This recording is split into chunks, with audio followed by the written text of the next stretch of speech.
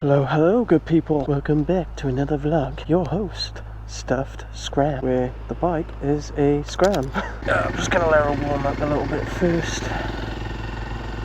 and go from there. I've changed the GoPro settings to 2.7K, go from there, see how we get on. I'm hoping the battery will somewhat last longer this time around as well. So I'll have a new video going into detail about the actual full spec of this bike.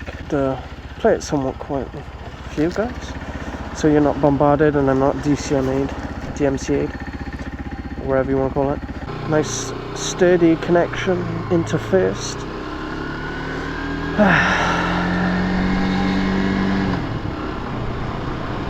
Straight into second.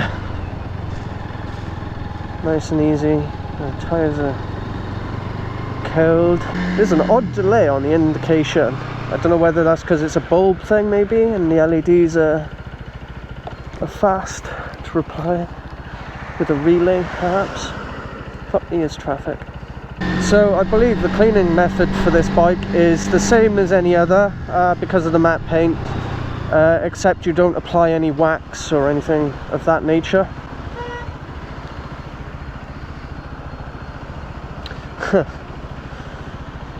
Typical bad drivers, eh? I don't trust drivers. I don't want to come off either. So I do apologise in advance if it's very windy, but I don't have my visor up because I put my tinted on. It's quite hard to see. But yeah, it's a 125. It feels massive, like on the front, handling wise. Of course you're going to come over.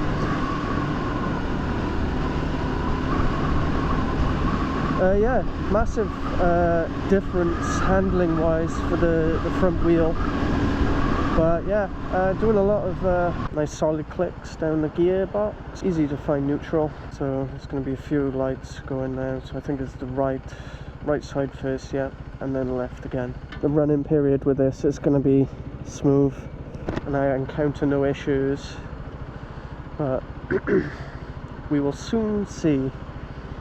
So far, like quality wise, it feels pretty solid. Found any issues with it apart from like the noise dinks from the metal mudguards. It's just something you get used to sound wise. The foot pegs are higher up than I anticipated at first. I kept nicking them upwards, but because it's quite low to the floor, they're quite well placed, so you're like almost bending your knees. So it's, for me, I'm 5'8", so balancing up one leg ain't too much of an issue. And that's the interesting part to it. It's a very low down bike. Like literally, you don't really feel the crevices or anything like that. Oh, I don't know if I'm going to get through this, but patiently trail behind these guys. So I don't feel like a final destination moment.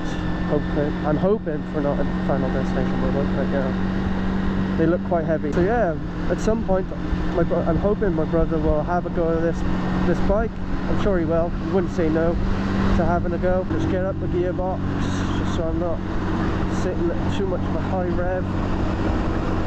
I'm happy to cruise along, just bimble along, let the engine break in. Done 8 miles. I'm hoping I reset it correctly. It looks like it. I've set it to total and not trip.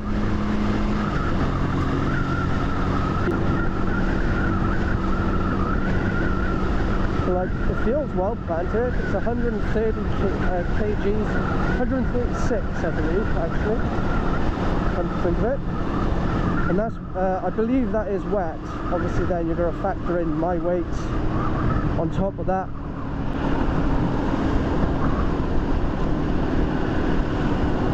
Which is obviously another factor, but the bike itself weighs that much.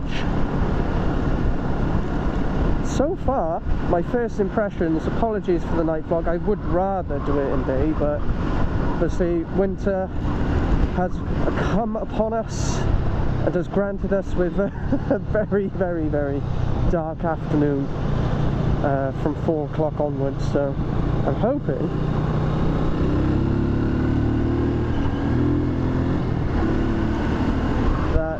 get some decent day footage for you guys, take a nice walk around the bike. We're up to 45, so we're amply cruising along here. The lights are ample, much better than... So I have asked the place that I bought the motorbike from to advise me on when I'm going to need to take this in for a service to keep it compliant with the warranty. Obviously I want to stick to the warranty period of 2 years, so I'm going to have to keep up with the agreed service plan wherever they've set out. So I am hoping that it will remain easy enough to book it in, but we'll see how it goes and go from there.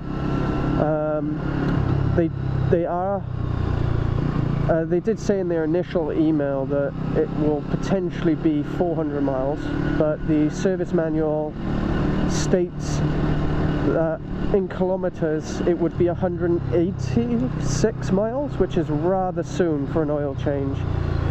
But I guess if they're putting that in from factory, then I guess it kind of makes sense for them to get an early service in, at least. So we'll see what they come back with. I haven't seen an email from them today, so I might just chase it up and see how I get on, how they got on, because I asked for the PDI sheet as well. So yeah, I asked for the PDI sheet because it didn't come with the pack. Obviously they PDI'd it, they would have had to. It's a requirement. Even if I just get a quick screenshot or a PDF of the original, that's fine, I can add it to my book then. Yeah, but yeah, I am enjoying it so far. It's very well planted. I've never had a WK before. I've had 2 Lexmotos, I've had 1 Honda and 1 Suzuki. All different styles of bikes. So yeah, this is my first classic. I mean, I've had upright bikes, so I know what the upright feeling and seating position is. The bars are very wide on this, considering. Having a chunky front wheel is very different to what you would expect normally on like a sport or any other type of bike, actually, for that matter. But having the front wheel as large as it is, it's actually really like has its advantages. Yeah, it might feel a bit more heavier guided is the best way to describe it, but when you're going over the bumps, because you've got that depth on the wheel, I got my stone clinks again, because you've got the thickness of the front wheel near enough similar to the same size as the back. Is very comforting, especially when you're going over big potholes. Obviously the rim size matters and the tyre. Oh, it's a very steep incline. I might need to change down if I can make it to here. There we go. The incline eases off a little bit once we get to that point. So I wouldn't expect this bike to be a speed demon or anything like that. It's one of those bikes where you certainly enjoy the ride and just enjoy the comfort of the bike, and I think that is its main niche.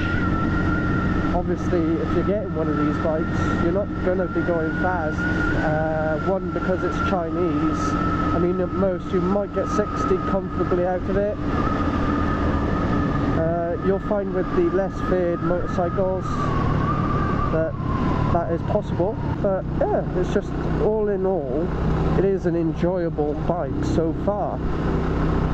And obviously I'm committing to about, what did I work out? It was about 5.8 miles a day, and then that spanned then over a week to about, well, 5.8, so obviously you times it by 5. I work 5 days a week, so I'm doing about 58 miles a week. I don't really ride outside of that, to be honest. So essentially when I'm going outside of that, then maybe I'll do more when it's a bit more worn in, everything is as it is. But obviously everything's got to sink in, the forks have got to pit in as well, and everything needs to settle. So everything's all tight. I'll leave that analogy down to you guys.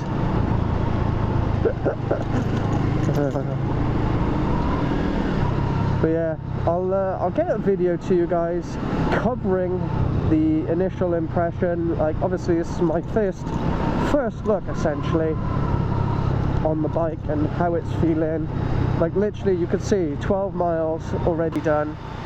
I did a little video yesterday, just a quick mill around to the shop, just explaining how it felt.